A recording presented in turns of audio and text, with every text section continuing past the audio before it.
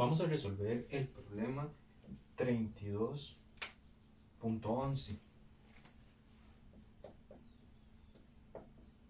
el cual dice lo siguiente: una onda electromagnética tiene un campo eléctrico dado por una cierta ecuación. La ecuación se da de la siguiente forma. Tenemos el campo magnético en términos de las variables y, t. Y sería su movimiento en el eje y t el tiempo.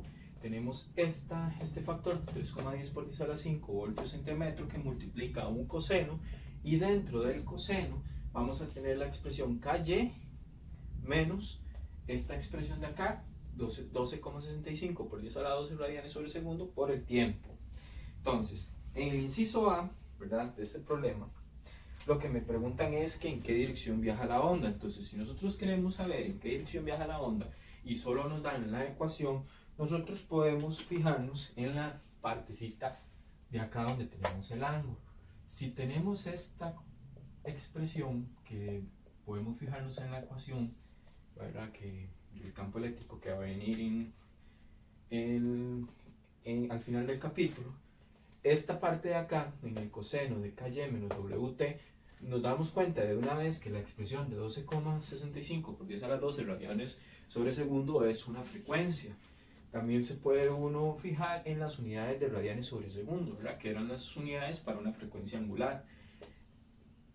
Cuando tenemos el símbolo menos en esa expresión, resulta que la onda se va a movilizar hacia la parte positiva. Si en caso de ese signo menos tuviéramos un más, entonces se va a movilizar hacia la parte negativa. Entonces, para el inciso A, nuestra respuesta es que la dirección a que viaja la onda es a la dirección más y, positivo.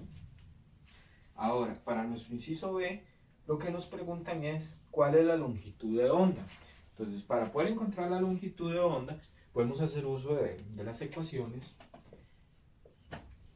de este capítulo, ¿verdad? Una de ellas es la siguiente: que el K, número de onda, que es este que tenemos acá, va a ser igual a 2pi entre lambda, ¿verdad? Entonces, si tuviéramos el valor de K, sería más fácil encontrar lambda, porque lo único que haríamos sería un despeje y lo encontraríamos. Sin embargo, no lo tenemos. Entonces tenemos que recurrir a otra ecuación para poder encontrarlo. Que esa otra ecuación va a ser la siguiente. Nos dicen que K también va a ser igual a la frecuencia angular entre la velocidad de la luz, c. Entonces, solo es resolver W entre C.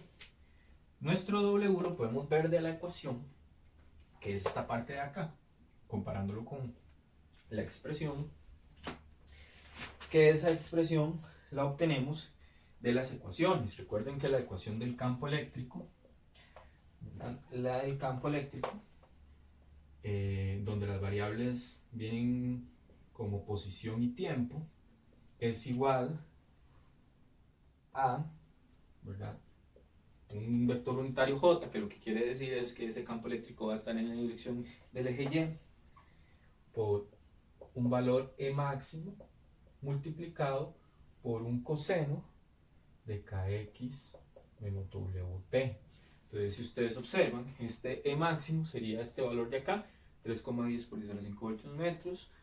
Kx aquí es, en este caso, el x está cambiado por un y, y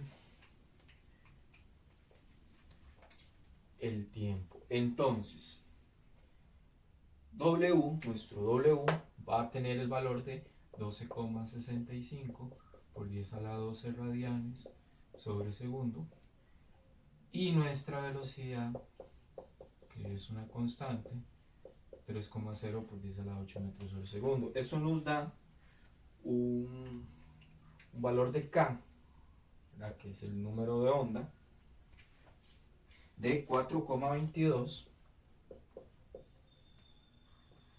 por 10 a la 4 radianes por metro, entre metro. Entonces, como yo tengo mi K, que es mi número de onda, yo podría encontrar la longitud de onda, ¿verdad? Entonces, nuestra longitud de onda sería, despejando de estos dos de acá, tendríamos que la longitud es 2pi entre K. Entonces la longitud de onda sería 2pi entre 4,22 por 10 a la 4 radianes entre metro. Lo cual nos daría una longitud de onda de 1,49 por 10 a la menos 4 metros.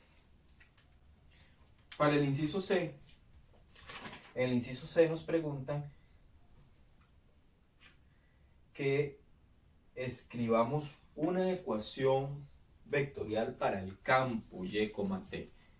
Esta sería nuestra ecuación del campo. Lo que pasa es que aquí tenemos la variable x, entonces nuestra ecuación de campo va dirigida con un vector k, que es en el eje z. Anteriormente, esta fórmula en rojo que yo coloqué arriba, el libro nos dice que está dirigida en el eje K, o sea, en el eje Z. Entonces nosotros tenemos que ver a dónde va a estar dirigido el campo, porque en este caso ya el campo no puede estar dirigido en el eje K, porque si no sería paralelo al campo eléctrico.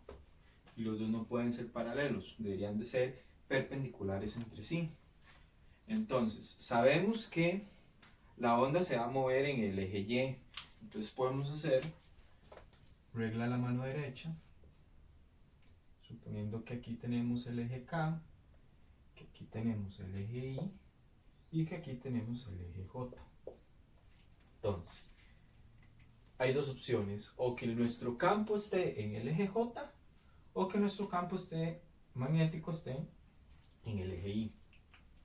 Como nuestra onda se mueve en el eje Y, ya que tenemos acá la variable Y, entonces nuestra onda, y ya sabemos que se movía en el Y positivo por el signo menos, de esta expresión, entonces sabemos que nuestra onda se movía hacia allá.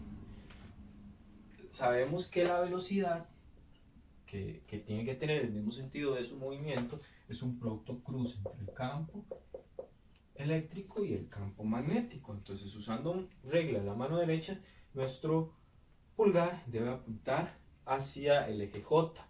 Entonces, recuerden que primero señalo el primer vector, que en este caso sería el campo eléctrico, que ya me lo están diciendo que está en K, y luego tengo que doblar hacia el segundo vector y el pulgar me apuntaría el vector de velocidad. Entonces, apuntamos y tengo dos opciones. Si giro hacia el menos I, mi pulgar estaría señalando al menos J. Como señala al menos J, entonces estaría diciendo que la onda se mueve a menos J. Sin embargo, por la ecuación que me dan, yo sé que no se mueve al menos J, sino al más J. Entonces la opción correcta sería señalar acá y girar hacia I positivo para que me señale el pulgar a J. Entonces significa que nuestra ecuación de campo, que está dada con las variables y, t, va a estar en I positivo. Todo lo demás quedaría igual. Esto sería lo que me están preguntando. Entonces, lo que debemos de hacer es colocar el término de K, que ya lo habíamos encontrado, la W, que ya la dan, porque está en la ecuación del campo eléctrico, sería encontrar nuestro campo magnético máximo para colocarlo en la ecuación. Nuestra ecuación va a quedar en términos de y, t. Aquí tenía que hacer este cambio. En vez de una x, debemos de tener una y, porque esta onda se está moviendo en la posición y en un tiempo t. Entonces, encontremos ese campo magnético. Para yo encontrar ese campo magnético, puedo usar la siguiente ecuación.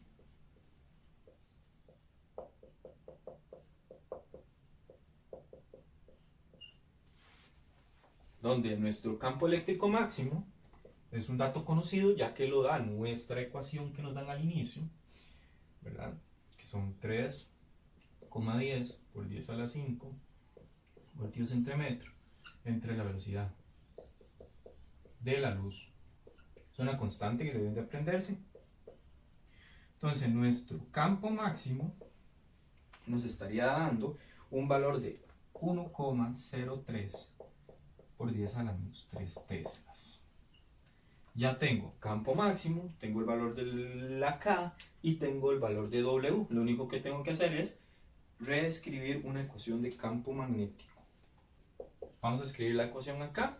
Entonces tendríamos que nuestro campo magnético en las variables de posición y tiempo, y, t, va a estar dirigido en I con un valor de campo magnético máximo de 1,03 por 10 a la menos 3 teslas, multiplicado por el coseno de, en este caso voy a poner KY menos WT por el espacio.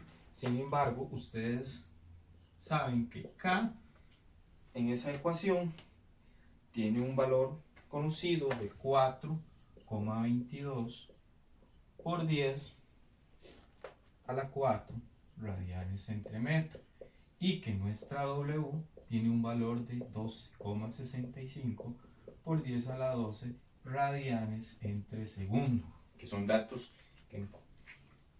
conocidos para el caso de W y que encontramos en ejercicios anteriores para el caso de K. Y esta sería la respuesta.